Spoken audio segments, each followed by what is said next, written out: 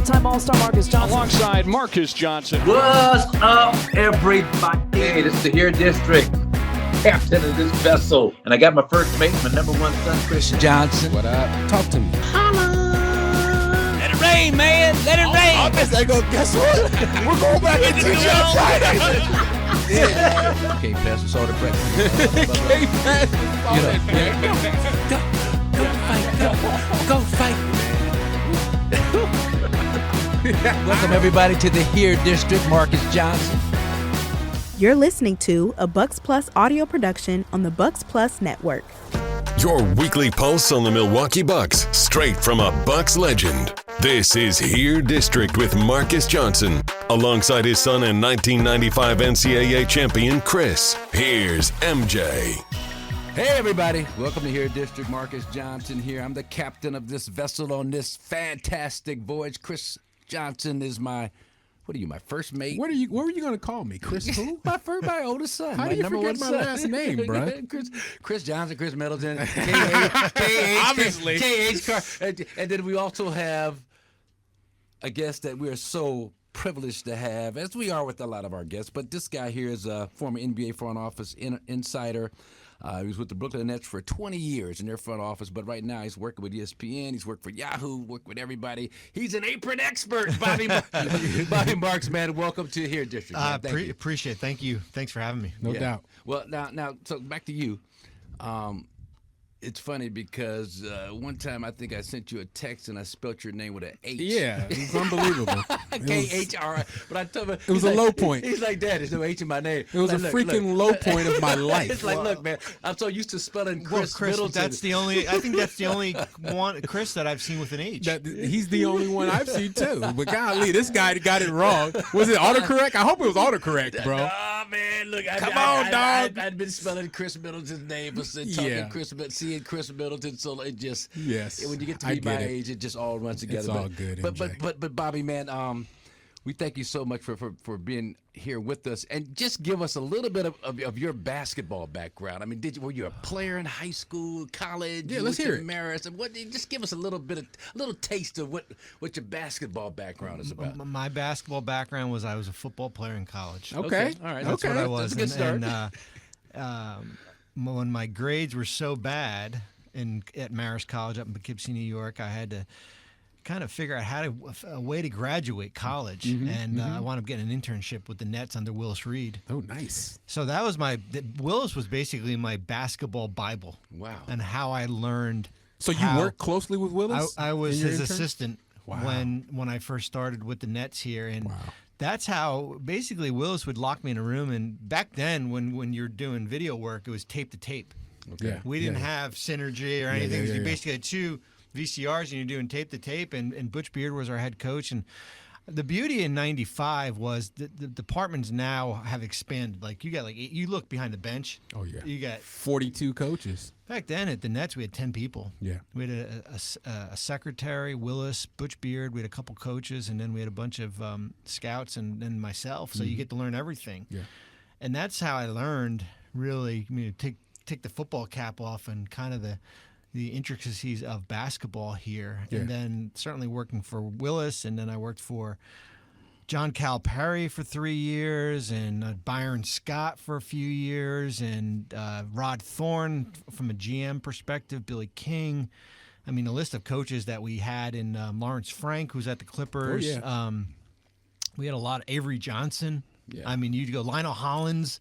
I mean, the list of coaches, you just kind of, and then you just learn. Yeah. You just kind of, you sit in the back, and you just kind of don't ask questions. You just kind of pick up things, and you go from there. So with a small staff, 10 people, I take it that you probably had to do a lot of different jobs, or were you locked into? Well, here's some of the jobs that I did. I used to go to Newark Airport and warm up the players' cars when they landed. Wait, what do you mean warm up? You were that guy. What do you mean warm up? That's what they do. We get in late. There's a crew of guys out there to get the car started. I was that guy. Okay. I would go there to the FBO, which I think was Signature at Newark Airport. Before they left, I'd have a hat, and they'd put their keys in the hat. And our trainer would call me at when they were leaving from Chicago. He'd, hey, we're going to land at 1 o'clock. And I would leave my house. I was living at home. And they paid me everyone would tip me. And I'd go warm up the cars. And one night we had Rick Mahorn on our team. This was 96, 95, 96, and I locked Rick's keys in his car. I know he appreciated that at 1 o'clock in the morning. And he said to me, okay, just make sure that it's at the facility at 9 a.m. Yeah. And by the time I get a locksmith out there, it's like 2, and by that time, Rick had like a quarter of a tank, maybe even less of gas left, and I remember driving the car on the turnpike. Flashers on, you know, but that was, I mean, back then it's a lot different than what is now when there's specialties, right? Yeah, you're a cap guy, you're analytics, your strategy, you're all these different things. Back then you're doing like 25 different things you're learning, and I think that's the beauty of it. Back in the old, I have two boys, a 15 and 18-year-old. I go, we didn't have the internet in '95, and they're like, what? And they're like, no, we didn't. When I first started with the Nets, I would take the newspapers from the night games, the New York Star Ledger, the Bergen Record, the Daily News, the Post. Yep. The next morning, I would take a scissor and I would cut out the newspaper clips. Yep. And I would make a copy of it, and I would make it into a book. Yeah. And I would hand it out to Willis and and that's how you read about the news. Wow. The next day. Yeah. Wow. I was there. That's sick. I was there. But back to Willis, my Louisiana. See, you notice I don't say Louisiana. I say Louisiana. My Louisiana homeboy went to Grambling. I think he's from Northwest Louisiana, somewhere, a little small town. But Bobby, but my fondest memories of him, not of the game, whatever that was that when game he came 7? limping out. That wasn't even that game. Hit a couple jumpers. He won the MVP award with the Knicks. The following season, he had a syndicated show called the MVP, where it was a variety show. He'd come on and sing and dance. And Really? Yes. Willis ahead of his time. But it was like it would come on like on a Friday night at 12 midnight or Are you something. serious? On Channel 13, KCOP. It was my favorite show. I mean, it's Willis Reed. He's on there. He's joking. How was his personality? It was outside. He was a beauty. That's what I want he was you a to talk beauty. about. He was a beauty because Willis would always walk around with a blue Sharpie in his pocket and a stack of pictures for people to sign. Yeah. And he was a huge hunter. He loved to hunt. And I remember like 2 weeks before the trade deadline, he'd be like, okay, can you take me to the airport? And I'd go pick him up and he'd get his gear and stuff. And he goes, I'm going to be in a tree for about a week. There was no cell phone. Yeah. Just keep a notebook of anything that needs to be taken care of. And when I get back, we'll deal with it. Yeah. Yep. Yeah. Yes, sir. Yeah. The old days. What did you learn from him in terms of what helped you in your career as an executive? I think just being how much of a people person he was. The first we had PJ Brown. Sure. Back in the mid '90s, and the first agent I had ever met was Mark Bartelstein, who's still who's been around forever, and just how Willis dealt with Mark, and PJ wound up going. He signed with the Heat after that year. Yep. I think just how to relate to people and how to deal with people and how mild manner, but certainly with listen. Derek Coleman walked in there. I mean, the infamous story is Derek walked in there with a blank check and said, "Just fill in the numbers when the year's out. How many times he's going to be fined." Oh. Okay. And that didn't bother Willis. Yeah. He could, Willis just from playing and coaching and dealing with a lot of different things, he was just really kind of even keeled to everything. Yeah. You have any recollection what that number turned out? Was it more than 20, less than 100? Back then, what were the fines? Like they weren't as high. 500 a game. Yeah. Listen, we had a crew. My first year was Derek, Chris Childs. Oh, that's my two-piece Chris. Two-piece Kobe. We had Kenny Anderson. Yeah. Oh, yeah. We had a group. I mean, we had Yinka Dare. Remember Yinka from George Washington? Yeah, of course. Never had an assist in his career. God bless him. Rest in peace. Yep. But yeah, we had a group of people there. Yeah, awesome. No, that's great, man. Now, if you heard the intro, I talked about Chris and I being the only.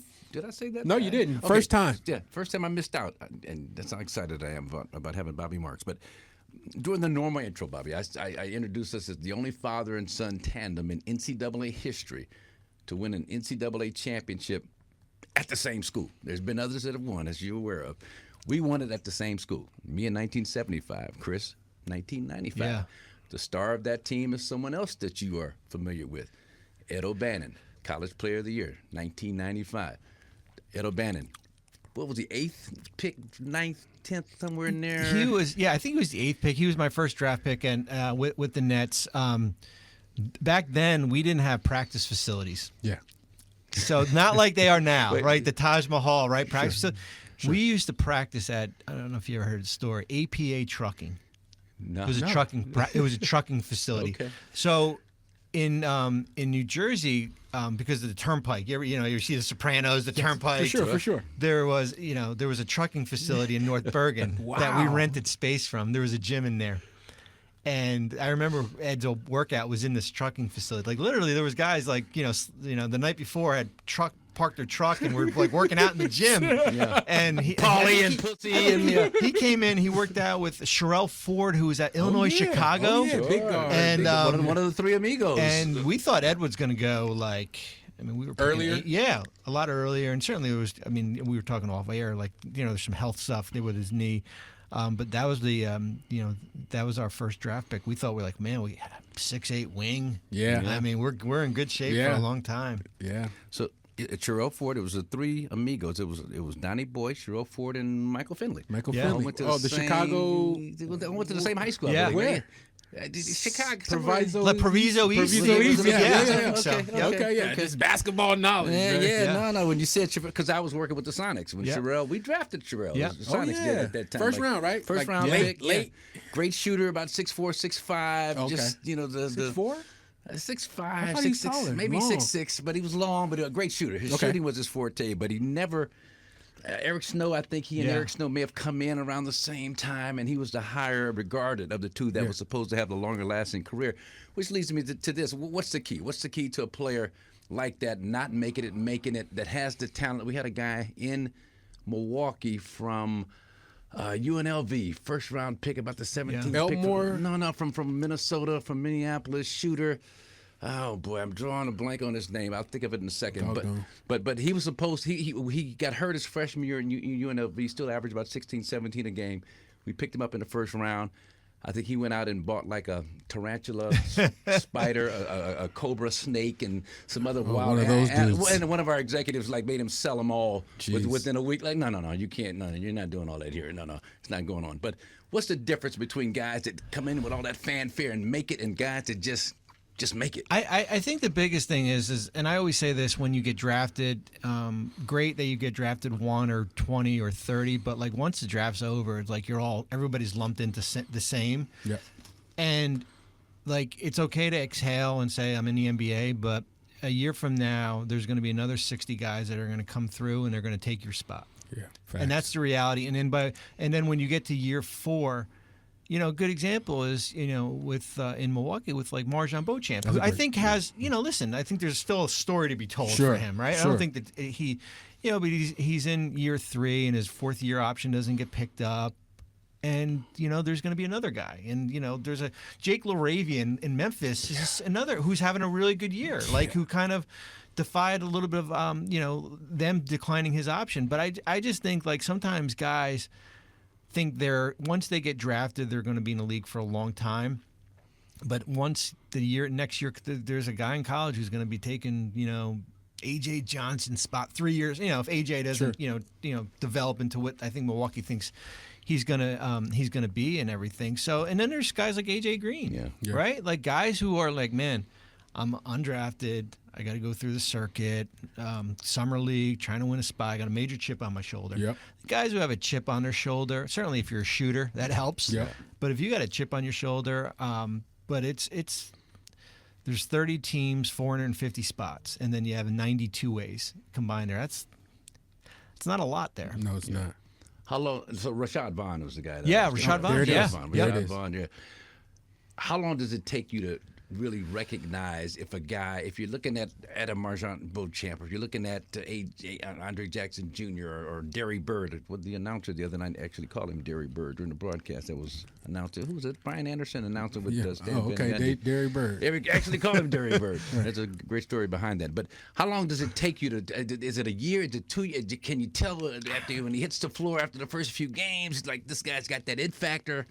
Well, I mean, I think your first year, usually you're not going to see a rookie out there taking a huge leap. I think it's going, from year 1 to 2. I always tell the funny story because I worked for Rod Thorne for 10 years, and Rod would always have buyer's remorse after every draft.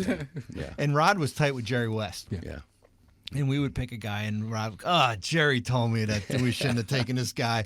So if it was up to Rod Thorne, it would be a day because the funny story is Derek Favors, who we drafted in 2010, who went to Georgia Tech. And Derek, Summer League kind of skews your mind a little bit as far as what players are. And Derek was terrible in his first game, and Rod was like, I told you, we shouldn't have drafted this guy. I go, Rod, it's been one day. So I think, in all seriousness, I think by year 2, I think you've got to start seeing some things out of that player as far as, okay, is he a rotational player? Okay, maybe the third year he can become a starter. Right. Maybe he never can be a starter, but at least he can be kind of part of our core moving forward. Yeah. Now, I did a game, Georgia Tech, when Derek Favors was there. I think Iman Shumpert was on that team. Yeah. But they had another guy who I thought was going to be the guy. Gotti Lawal. Big, strong beast, I thought he'd be the guy, and Derek Favors would be the guy struggling to make it in the league. So, I mean, it's just the unpredictability of kind of knowing. You just never listen. We had that was the year DeMarcus Cousins was in the draft. Right. Okay. And it came down to DeMarcus Cousins or Derek Favors. I think DeMarcus went 5. We took Derek at 3. And we picked Derek because we thought he had a little more trade value than DeMarcus because DeMarcus was a wild card. Seriously. And we wound up trading. What, from just the attitude? From an attitude, from that. Like, I think DeMarcus had the overall talent. Sure. But from a trade, like if we were looking to move somebody down the road, Derek would probably be a little bit easier to do. And Derek didn't want to work out against DeMarcus. DeMarcus did. Back when you have individual workouts and guys are like, no, I'm not working out. And DeMarcus was like, I want to work out against Derek Favors. And so it was an interesting spot. Real quick on that individual workout stuff, because I remember that era pretty well. Did those workouts carry a lot of weight to you guys? Well, I'll tell you what, back then you could have your own players work out against draft prospects. So going back to Ed O'Bannon, Kobe comes out in '96, and so when we were talking about like how with me, a football guy learning the basketball, Willis said to me, "Get on the train, go down to Philly. There's a 17-year-old playing a state playoff game. I want you to watch him. I'm not going to tell you what his name is." And it was Kobe playing at LaSalle, and I said I'm sitting there while I'm like, oh my god. Like, I think that's sometimes the best way to scout guys, like not know who they are. Yeah. And so Kobe comes in '96 for his draft workouts, and he worked out against Ed O'Bannon and Khalid Reeves. And you were allowed to do that back then, and he destroyed them. And we had upgraded. We had gone from APA trucking to Fairleigh Dickinson University, so we had upgraded. And I was like, God, this guy is special here. So I think that helps. Yeah. When you're working out against NBA guys. Sure. The other stuff, I mean, you don't play 3-on-3. Right. I think it helps more the coaches a little bit as far as from a coachability standpoint. 1-on-0. I saw Tracy McGrady work out in '97, and he had a great workout. Keith Van Horn had a great workout. You go 1-on-0, and you shoot the ball really well. You drafted Keith too? Yeah. Oh, yeah. Keith's from out here. Yes. Diamond Bar. Yeah. Used to play head up with Keith. Okay. Yep, yes, indeed. Marques Johnson, first mate, my son Khris Johnson, joined by Bobby Marks, who is an insider capologist. What do you like to be called? Yeah. What's your title, Bobby? I don't know what my title is. I'm just I always say that our people at ESPN, I'm like the screenwriter, right? I just kind of stay in the background, try to help people out, make them look good on TV, and just kind of provide them information, and then once in a while come on and say, give my 2 cents. So you'll give the information to the Kendrick Perkinsons and not that. Well, if I do, he's not listening. He's not listening to me. I said to listen, here's a funny story. So on Tuesday we did TV. And I said to my wife after TV, I said, I got my TV stripes now, and I'm agreeing with Perk on TV. But I said to Perk, because he mentioned he did like a trade. Yeah. Usually when I'm sitting at home And I'm watching the show, and I'm texting the producer. I'm like, "Oh my God, Perk!" Like, and then yesterday I said, "Like, Perk, I think you got a good idea." There, my wife said, "Oh my God, now you're a real TV personality. You're agreeing with Perk and stuff." So I think at the end, I'm just trying to help them, trying to not throw crazy stuff. And it goes back to certainly with Milwaukee. Sure. Like, listen, Milwaukee gets out to a 2-8 start, and everybody says Giannis has to be traded. Dame should be asked to be traded. And I went on TV. I did SportsCenter. 7 a.m. Sports Center, and I said, listen, long season, they got 72 games left. I've talked to people. Giannis is not asking to be traded, nor Milwaukee is asking to trade him. Same with Damian Lillard. Okay. And people were floored. And I said, well, no, that's the truth. Yeah. Like sometimes when you tell the truth, they don't want to believe it. There has to be a narrative that they're 2-8. He's, they're not going to win a championship. He needs to be asked. And I'm like, well, no, let this thing breathe a little bit here. And I think that's kind of the segue where the season is with. And you guys know this. I mean, this 82 games is a long year. There's a lot of things that can happen here, and certainly them playing a lot better basketball, I think, certainly helps. Absolutely. How much are the Bucks in their current state, like the roster? How much are they hampered by the getting under the second apron? Yeah. Explain that a little bit, Bobby, because that gets a little confusing for a lot of folks. Apronologists, yes. So there's the rules that came in 2023, basically the goal from the NBA, and a lot of it had to do with Golden State and the Clippers, Brooklyn too, the teams that spent a lot of money, that they wanted to restrict teams on how you can add to your roster outside of keeping your own players. So that means making a trade. So they go out and trade for Damian a year ago, and they did that under the current rules, but the rules were a little more looser, so they were able to do it here. Yeah. That hurts Milwaukee as far as moving forward, because when you look at them, they are a second apron team. So what does that mean? That they cannot go out and trade a $10 million player and take back a $12 million player. Got it. They cannot go out and trade two players together. Okay, so if what's the term for that? There's a term for aggregate. Aggregate. Yes, I usually always put combine. Yeah. I'm not my marriage education is not there. I say combine. So you can't sign a player who's bought out of his contract and makes more than $13 million. You can't send cash out in a deal. So it limits you as far as how you can go out and add a player. Phoenix is in the same position here. So it does make it more restrictive. I had an article that I had written that we basically put it in a can because Milwaukee started winning. And it's basically just kind of looking at their options here moving forward. And one of the big things out of that was the draft. Okay. So Milwaukee drafts A.J. Johnson. Yeah. Who's an 18-year-old, and Tyler Smith, right in the second round. And both guys are development guys. Yeah, sure. And the skepticism from teams, not within the Bucks organization, was, well, here's a win-now team. Shouldn't you go for more of a win-now player? I don't, like Ryan Dunn from Virginia, right? Like guy who can come in and play. Terrence Shannon was another player. Who can come in and play. Now, you can get away with that because now you've got AJ Green and you've got Andre Jackson Jr. Have stepped up.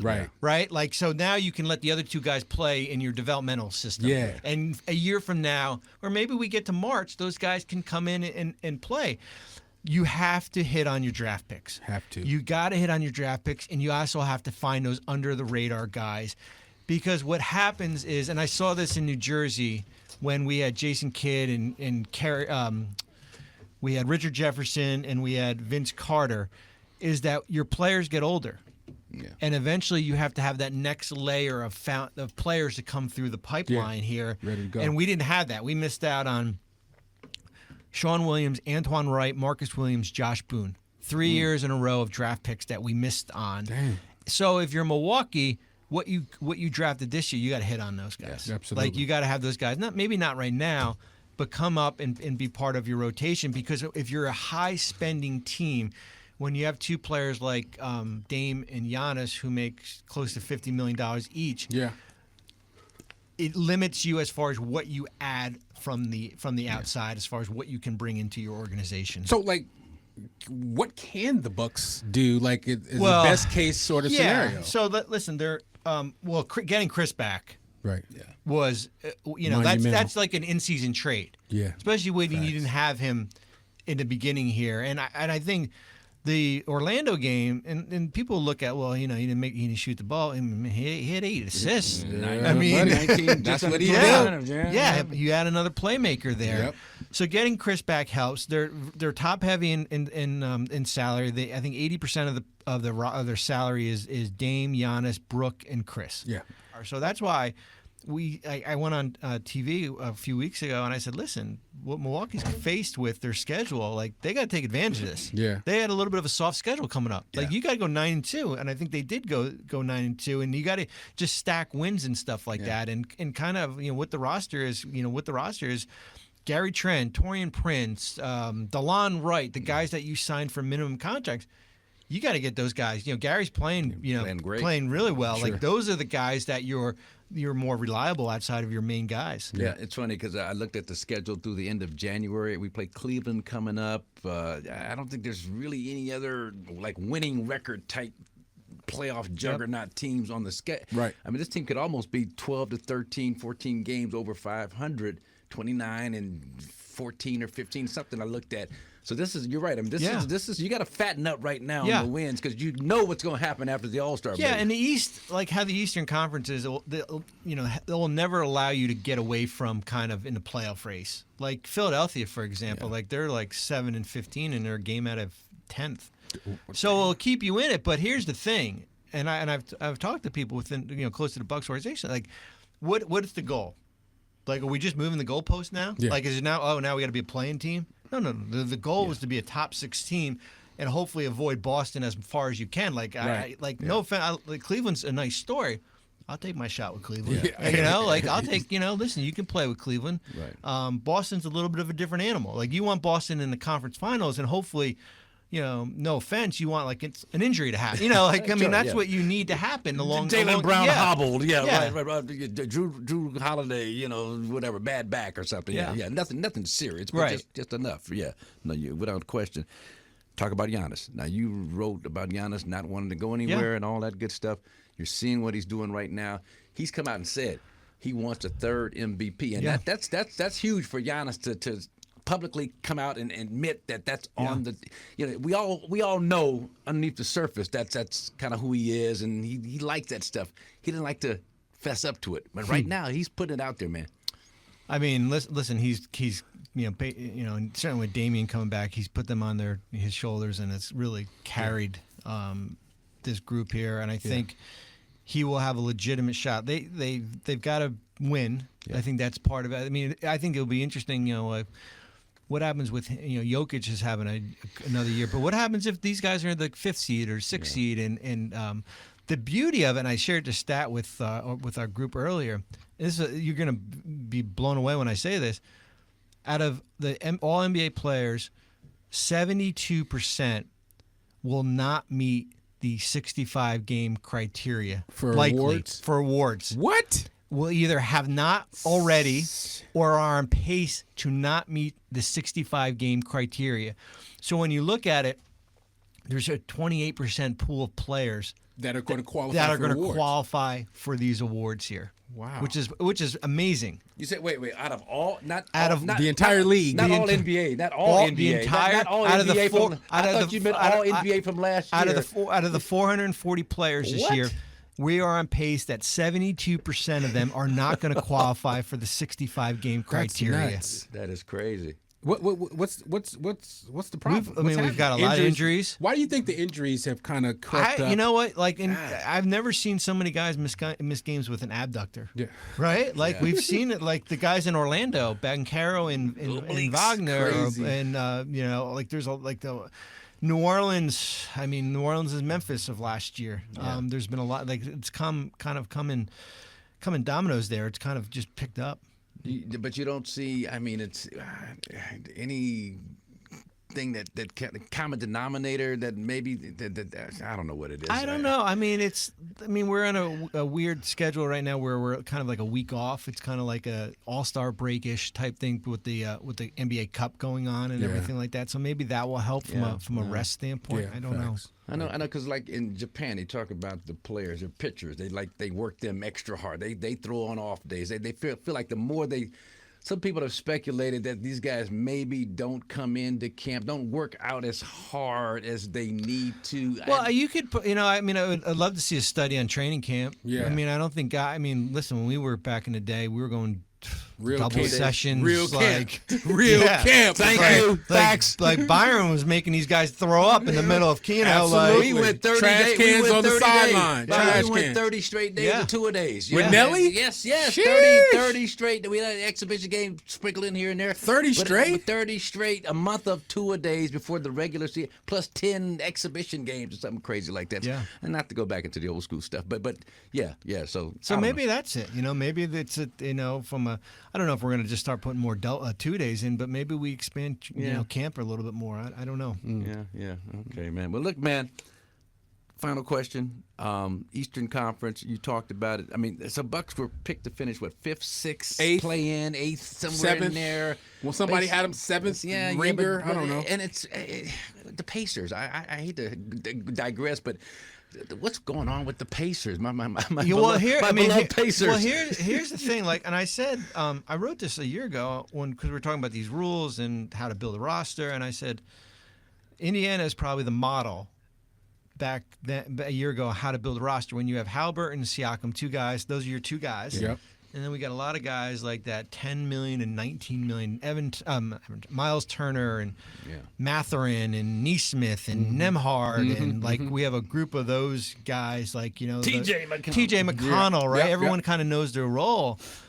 But when you look at it this year, okay, if you have two of those $40 million guys, one of them's Halliburton struggled. Yeah, I don't know if it's his confidence. I don't know. I mean, everyone's ever since he got hurt.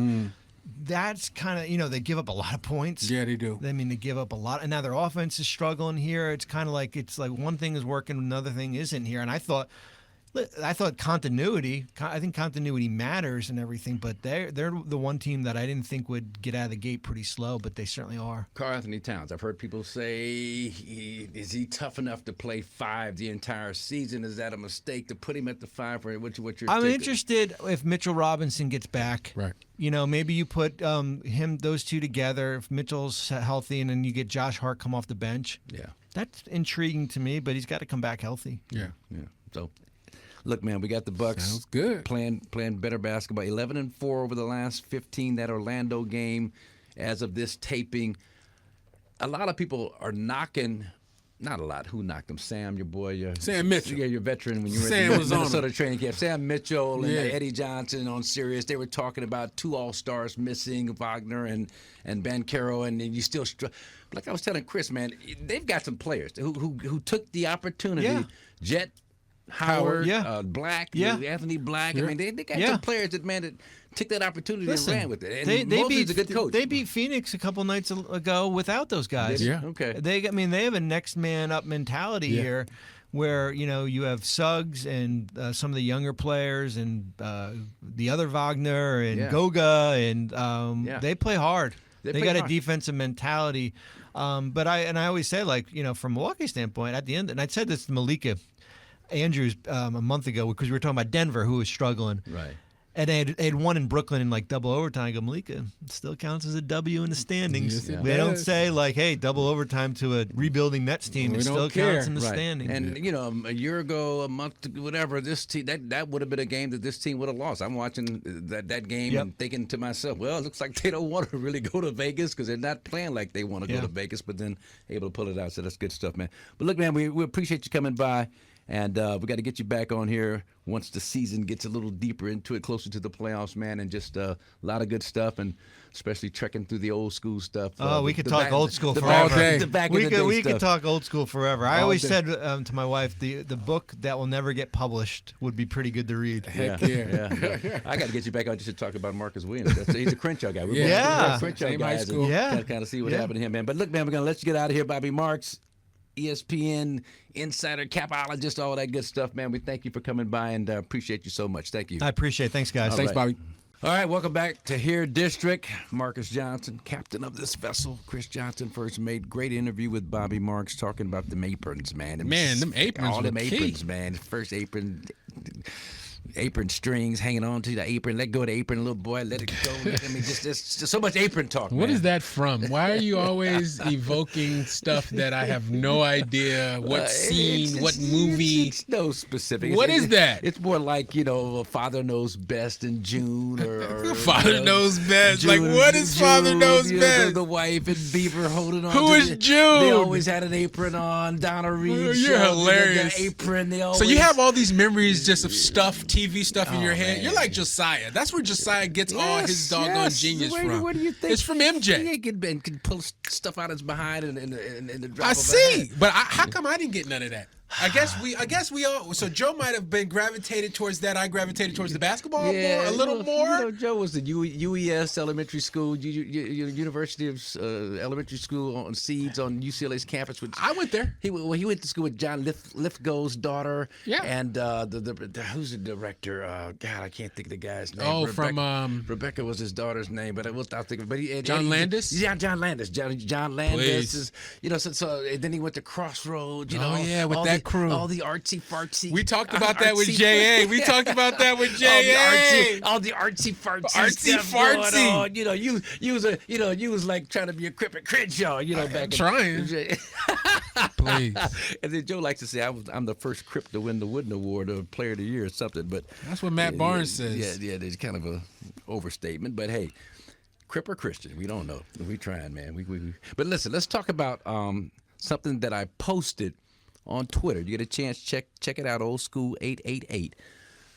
It'll be a few days ago by the time this drops, but that's okay. But it's after the Orlando game, and it's actually during the Orlando game, Jalen Suggs, who I hate to give any kind of props whatsoever based on what he did to our beloved Bruins. Suggy with a half-court bank or something. Half-court bank to go to the national championship game. Half-court bank, and that was my Johnny Zuzang. Ended Jaime Jaquez Jr.'s career. Jaquez, man. Triple J done after that. Man, but both those guys, Johnny Zuzang and Jaime are doing great as pros. Oh, yeah. Johnny Ballin'. Zuzang, especially in Utah. Please, buckets. He man. busted the Bucks. Remember Johnny had like 16 on the Bucks? And that's just so good to see because he kind of, some question as whether or not he had the athleticism to quickly. He got that jumper. He got the jumper. He got the mindset. And that's what we're talking about, mindset, culture.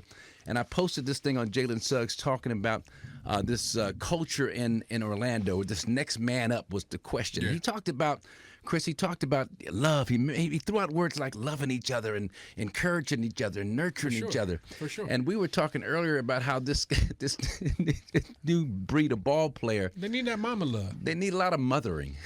They absolutely do. And it's not a bad. And there's nothing wrong with mothering. Yeah. See, Dad, you come from the era of before. We kind of frowned upon that. Yeah. But the mothering thing was now, soft. But look, mothering now in athletes is a big deal. It's encouraged. You see, remember Caleb Williams, the quarterback from SC. Sure. Remember he ran into the stands after a loss, went right to his mama. Kids, dear mama. The whole era of Tupac and loving your mom, like it's no longer uncool to be a mama's boy. Yeah. And so the type of love, the type of motivation, the type of inspiration that you can get out of a certain type of nurturing, it's a lot different than it used to be, man. So even though you were a crack fiend, mama, what's the other line? You were Black Queen, mama. Yeah. Come on. Yeah. So no matter what, and I just say that in the context of just how powerful that impact is on these young fellas. And so now the good modern day coaches have to tap into that kind of mindset and nurture. And it reminds me of a story, and this may or may not make the broadcast because it's kind of some proprietary information, but it was 7 or 8 years ago when I first started working with the Bucks. And they were having a team meeting. I guess Jason Kidd lit into Khris Middleton so bad that Khris Middleton just walked out of the meeting. Wow. And that's when I heard from people that knew that was kind of the beginning of the end because Jason Kidd's way at that time was just a little bit too abrasive, a little bit too up in, old school, confrontational. I'm up in your face, Right. And the ball players of that time, and this is 7-8 years ago, so it's still the current time, but it was just a little too much. It was just a little too much, and you just needed a different kind of an approach. Well, you got to balance it out, right, MJ? So I got to be able to tear you a new one, and then in the next breath, I'm bigging you up. Yeah. And I mean it, and I'm genuine. So a lot of the new age coaches do a magnificent job of connecting with guys, communicating with guys. Right. So the guys are talking to people every day. I was listening to Chris Beard, who's the head coach down at where's Chris Beard at now? Well, wherever he's the former. Yeah, no, he's somewhere else. At Alabama. He was at Texas Tech, then Texas, then somewhere else. But anyway, Chris Beard was talking about how every day he has a text exchange with every single one of his players, just to keep that connectivity, keep that relationship going. And I know for a fact that down in Orlando under Coach Jamal Mosley, who's I know through the years, we've crossed paths several times on the basketball court, and then outside the court, several mutual friends had to spend some time with Mose last year in Vegas. Mose takes that approach with these guys. He's definitely in the communication, but he's also the Mr. Build you up, tear you down, build you up, tear you down. I don't know if you listened to the game, MJ, but they had Coach Mosley on a hot mic. Man. And that gave us all some tremendous insight into how this guy is able to communicate with his players and how the players are so bought in that they're literally, he's yelling out, do this, do that, X, Y, and Z, but screaming it, barking it, and guys are actually doing it on the floor. Penetrate, kick out. And they're doing it. Exact same thing he's barking out that we're hearing on the hot mic. The players are executing the exact specific maneuver, which lets you know. And I mean, a lot of guys, if they're not bought in, they do the opposite. They would, you know what I mean? They'd have this kind of F that attitude and just I'm going slower now, contrarian, and I'm going to kick it. I'm gonna pull it. I'm pulling. I'm kick it. I'm pulling. You know, I ain't got my requisite amount of shot.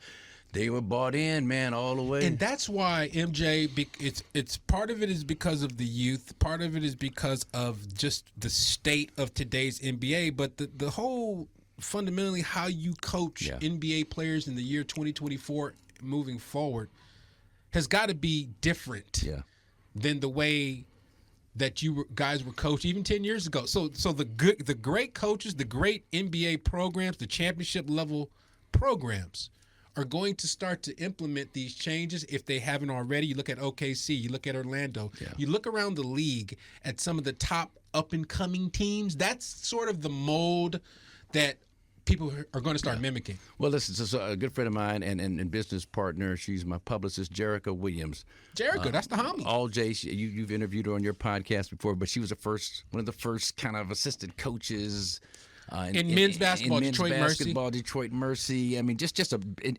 coach high school at Windward and coach high school at Detroit Country Day, and led them to the Final Four in the Michigan. She's done some great things in a short period of time, but she's really into this empowerment of the current athletes. And you were talking about that with Jamal Mosley, looking at Batadze, Goga, the way he's dribbling up the floor. Well, if you listen to if you go back and watch the broadcast, you would hear Mose on a couple of different possessions when the big fella Goga got the rebound, 7-footer, somebody you would not expect to be able to bring it up, but he's telling them, you handle it. Yeah. You handle it. So he's empowering the guy to not only bring it up, but initiate the offense. Now think about that. Yeah. You got you got a 7-footer who isn't the most athletic, sweetest handle, etc. Not the starter team. But Jokic. But you're letting him bring in that thing up and initiating offense. That shows you just the level of versatility that you have to operate with as a coach. And it's also buy-in, because now Goga's not coming down and turning it over. Right. He's locked in. Right. So, and people talk about, I've heard Sam Mitchell, and you and Sam are just one of your best buddies in basketball. Well, Sam's an interesting guy. Sam's an interesting dude. I was in training camp. Quick story. I was in training camp with Minnesota. Okay. The Timberwolves, 1999, right when the lockout ended. Okay. In 99. So it's KG, it's Steph, it's Anthony Peeler, it's Sam Mitchell, it's some Troy Hudson was in the building. It's some high-level guys. Anthony Peeler, who we see walking around the neighborhood all the time. with the dog, with his dogs. AP, he's at a walking park every day with the dogs. Former Laker, right? L.A., ESPN L.A. Former Laker, Anthony Peeler, Missouri. Anyway, we were doing a running drill, right? I forgot what the drill was. but it's one of those things where you go one after the other. Right. And if you had to go twice or 3 times in a row, you're gonna probably throw up and probably be on your knees. So Sam Mitchell, hey young fella, this is to me. Hey Rook, hey young fella, go ahead, go. So I went once, right? I come back, I finished the drill. Hey young fella, go ahead. I'm like, hold on, man, I just went. Hey, young fella, come on, Rook. Hey, Rook. And then, MJ, that the culture of the NBA back then, when you're a rookie and you're going up against a veteran, there's not really a lot of questioning you can do of the word. Because you got the other, that was for you, too. Got the other vets, and you got the other vets kind of chiming in. Like, come on, young fella, don't talk back. Like, what's going on, man? Yeah. So I had to suck it up, and I went about 6 or 7 times in a row. Flip Saunders, rest in peace, he was the coach. I had to throw up in a trash can in front of Flip. Yeah. I'm throwing up in front of Flip on the doggone sideline. And it's because of Sam doggone Mitchell, and I've never forgave Sam, and I still haven't seen him. I still got something to say to that brother when I see him. Okay, all right. Nah, but just play. That's my guy. No, it's all good. It's all good, man. But so that reminds me of White Men Can't Jump. Oh, shoot. So we're doing our training camp at Rancho Park. Where Dorsey? Near Dorsey High School, South Central L.A. Yes, so sir. Every morning, Dick, forgot his last name, Baker. The coach? Dick Baker, coach at Loyola. Yeah. So he was running training camp, regular drills, had about 20, 25 guys who were in scenes in the movie trying to get us in shape. Ron Shelton. Legit, like guys like who? Was it the legit guy? Was it Rex Walters? No. This was like the Kevin Benson, the actors. Okay, the actors. So he wanted to get a bunch of actors. Kevin Benson, the great actor. Dwayne Martin, Kadeem Hardison. Right. So it was Wesley Snipes. It was Woody Harrelson. Right. Everybody's in this training camp every morning, 10 to 12 noon, 5 days a week, going hard. Yeah. Going Nigel McGill, was there. Yeah, my guy Nige.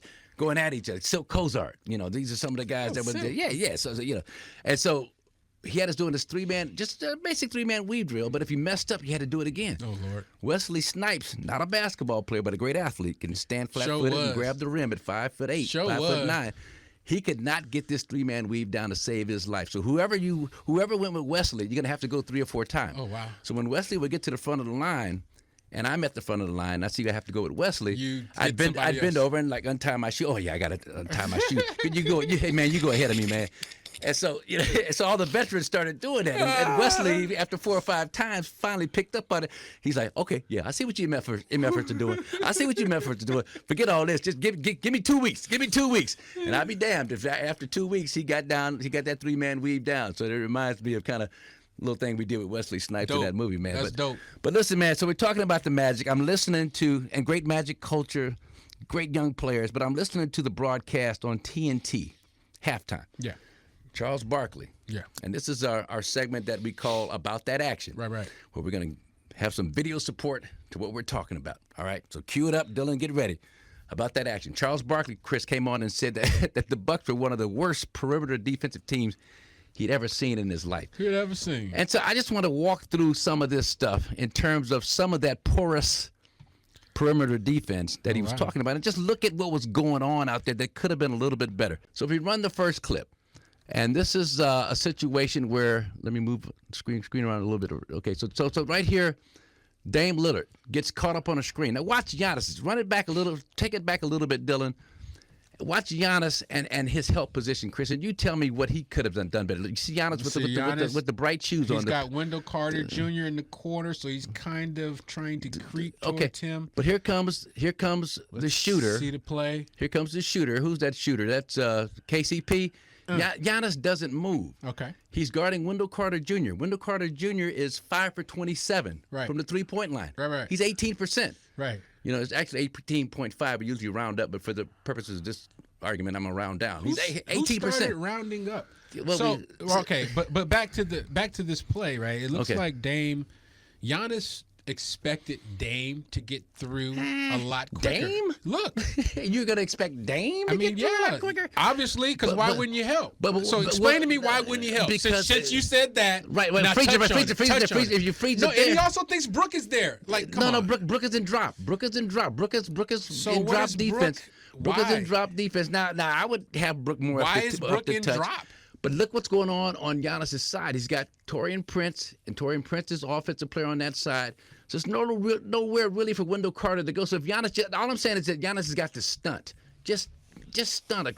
Just stunt. Go up a step or two and stunt, and give something for KCP to think about coming off of that that dribble handoff. It's also early in the first quarter. Yeah. No, So it is. That part too. Warming up. They're Bucks are not starting out with that straight up gas all the time. We stunt here, we stunt there. They're not the Magic. They're not OKC. So these guys, like they work into their defense. They start getting it going, getting the stops when it really matters, like in the third and the fourth. And to your point, brilliant observation. Number one son. Brilliant observation, because Darvin Ham, talking with him 5 years ago with Coach Budenholzer, why don't you guys stunt earlier?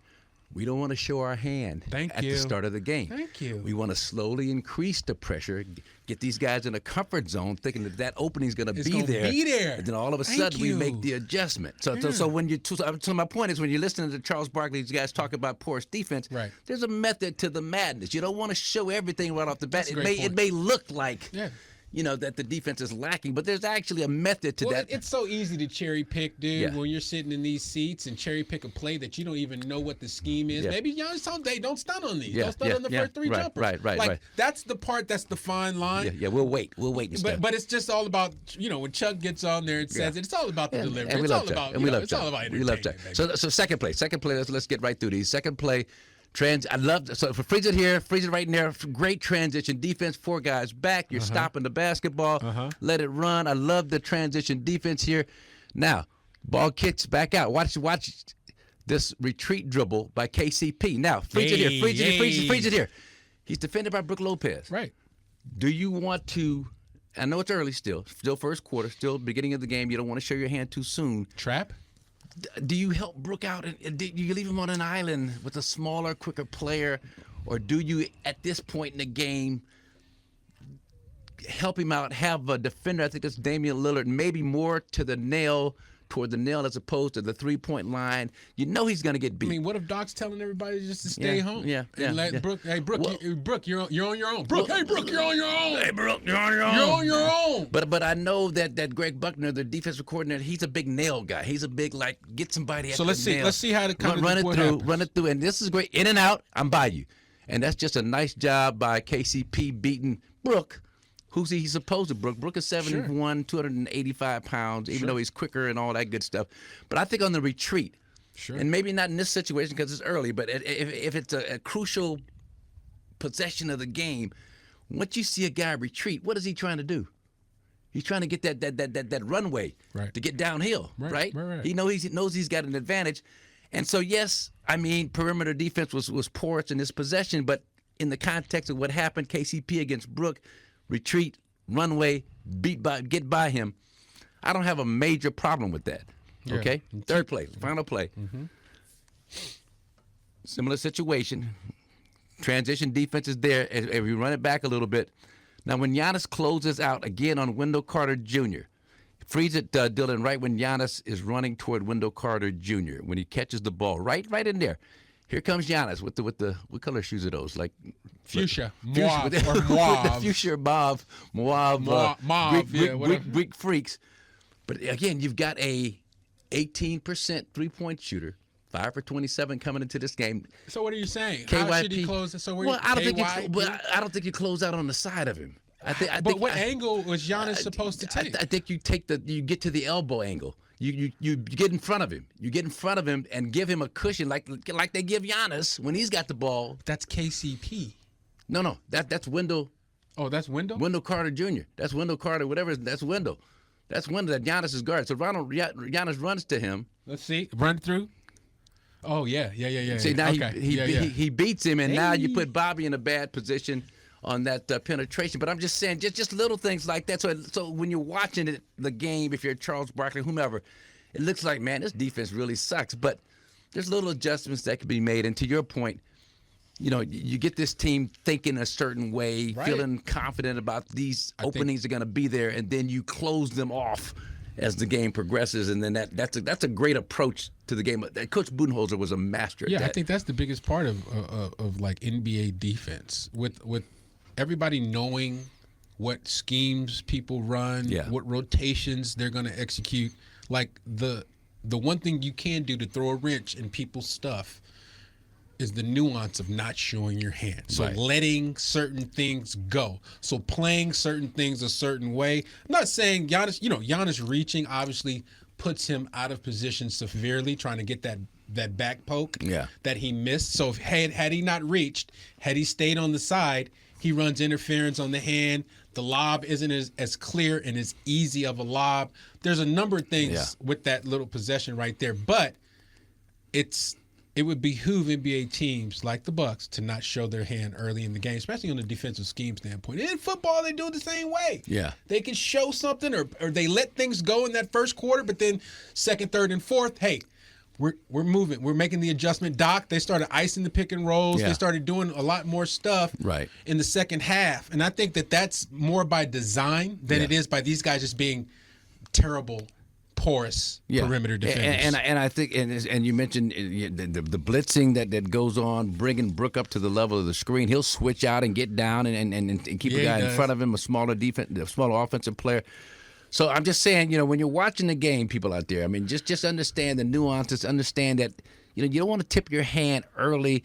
You don't want to look terrible in terms of players constantly beating you to the basket, but there's a methodology to the madness at times defensively. I agree. And that's just what to keep in mind. So anyway, about that action, Khris Johnson, Marques Johnson, man, we had ourselves a great show today. Bobby Marks came through, gave us some great old-time stories about the old New Jersey Nets practicing at the APA trucking company with that's wild. With Kobe with Pussy Maldonado and Paulie wow. and Paulie. Those are like soprano the characters. P word. Soprano characters. Yeah, I know Christopher Pussy Maldonado and all those great guys. And but that was a great conversation. And then just talking about the Orlando Magic and their culture and look, they may be a team that we see at some point this season in the playoffs. And when they get Banchero and what's the young boy's name? Franz Wagner. Mo and Franz.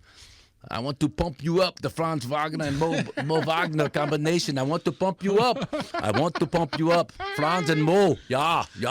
I mean, it's serious. It's gonna be serious, bro. The Magic is serious. Like these programs, I call them programs because it's a real developmental program down there. Like them guys have a serious culture that's different. I mean, just from Jump Street, man, they're playing with a sense of urgency. Yeah, they're active. They're all over. You could see that this team has a clear, defined identity. They know who they are. They know what they're about. They know what the Orlando Magic calling card is, and it's been on the defensive end the entire season. They can't, shooting is what it is. So to your point, we'll wind up with this question. What? You say the Orlando Magic, they've got a definite personality, got a different identity as a basketball team.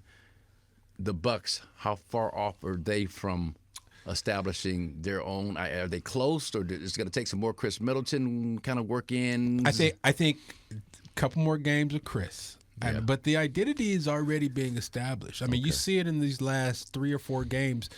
They've lost only to Boston in these kind of nail biters. Atlanta. Excuse me, they lost to Atlanta was bad. Jalen Johnson came in. But he was Nicolay. he was out. I love that guy. But that was after coming off the second leg of a back-to-back. Detroit, guys were tired. Detroit, the NBA Cup game in Detroit. Guys were spent a little bit emotionally. So I mean, physically. So, but you see that this is becoming a team that is surefire. They know what time it is. You saw what happened. Big possession in that fourth quarter when Dame hit the double step back three. Yeah. And this is something I wanted to talk about because it was a big deal to me. It was like I've been saying all year, just as far as the Bucks being strategic about who they hunt offensively to get these switches. And a lot of times, sometimes it seems like they're strategic, and other times it seems like they're just kind of going with it. Willy-nilly. This possession kind of was a turning point, in my opinion, for the Bucks on the offensive end. They hunted the guy they wanted, Wendell Carter on Dame. Dame hit ISO, clears out, retreat. And he didn't really retreat, but he just took his butt, double step back three. I mean, that, and then they're getting the stops on the defensive end in the crunch when it really, really matters. So I think their identity is definitely being defined. And I thought, Doc, let's give credit where credit is due. Absolutely. The way he is proportioned out Khris Middleton's minutes to make sure he's available for the last 5 minutes. But he's in closing time. That's what I'm saying. Last 5 minutes, he's on the floor. Last 5, he's not starting, but he's close. 19 20 minutes and 40 seconds, no buckets, but 8 assists, and got Giannis and everybody else into a nice flow. And then the AJ Green. So you had Khris, Giannis, Dame, and Bobby on the floor. So now you need more defense at that wing position. You don't necessarily need the great shooting of an AJ Green, Derrick Bird, in that position. So I'm saying to myself in my mind, okay, it's a good time for Andre Jackson Jr. Doc did me one better. He put in Gary Trent Jr. And I love that substitution. Gary Trent made a silly foul. Yeah, it was questionable because it was actually the ball. I mean, if you look at it closely, the ball hit his elbow. Yeah, it was like we really didn't. I didn't get a lot of arm, but he hit him low with the body. But that was and Doc has been doing this. Doc has been really using his personnel judiciously and strategically, and it's been really, it's a reason why Doc is number 8 or whatever it is on the all-time wins list, over 1,000+ wins in NBA championship. Doc, he gets knocked a lot, but Doc, man, talking about a culture and nurturing and mothering players. For sure. Doc Rivers is pretty darn good at that just stuff, go too. back to the 2-8 start, man, how everybody handled everything, man. Kept the confidence high, kept the morale up, did not wilt, did not, falter. To me, he was a sign of strength during those dark times, and then they come out of it a better team. But can't get off this podcast without talking about the mayor of Milwaukee, Bobby Portis, and his performance. Big Bucket Bobby? Not only Big Bucket, but Bobby's been doing some ill stuff. But when he comes and brings it, and then he's giving that effort on the defensive end, dude, getting the 50-50 ball, securing extra rebounds, like, dude, this dude is a player, and he's making it happen. I love his mom. Mom accompanying us on road trips on the bus, and just love her whole approach. As you can see, talk about mothering. See how you can see where Bobby gets his toughness from. Absolutely. Now he's had an 18 rebound game. Come on. He's been 9 for 9, 7 for 7 straight 3-pointers at one Big point. shot Bob. Big shot Bob. I mean, come on. Yeah, I mean Bobby and that's what I've said all along, that once he starts to get into a rhythm and into a flow, his groove, he got his groove back. That's when you'll see this real Bucks potential. And now he's got that groove. Gary Trent Jr.'s got that groove, and AJ Green. These guys on the margins, as they say, outside of the big three, right, or the core four if you include Brook Lopez, really starting to play some great basketball, and that's why this team is 11-4 in the last 15 games. As of this recording, they're top 10 in offense, 11th in defense. I think they're number 8 in net rating. So moving on up, as they say. Yes, sir. It's a good thing. All right, man, great show today, and we'll be back next week and see how this Bucks fantastic voyage is journeying like a week from now. And until then, you enjoy all things basketball. Here, District, Marques Johnson, Khris Johnson. We'll see you next week. Peace. This has been a Bucks Plus audio production.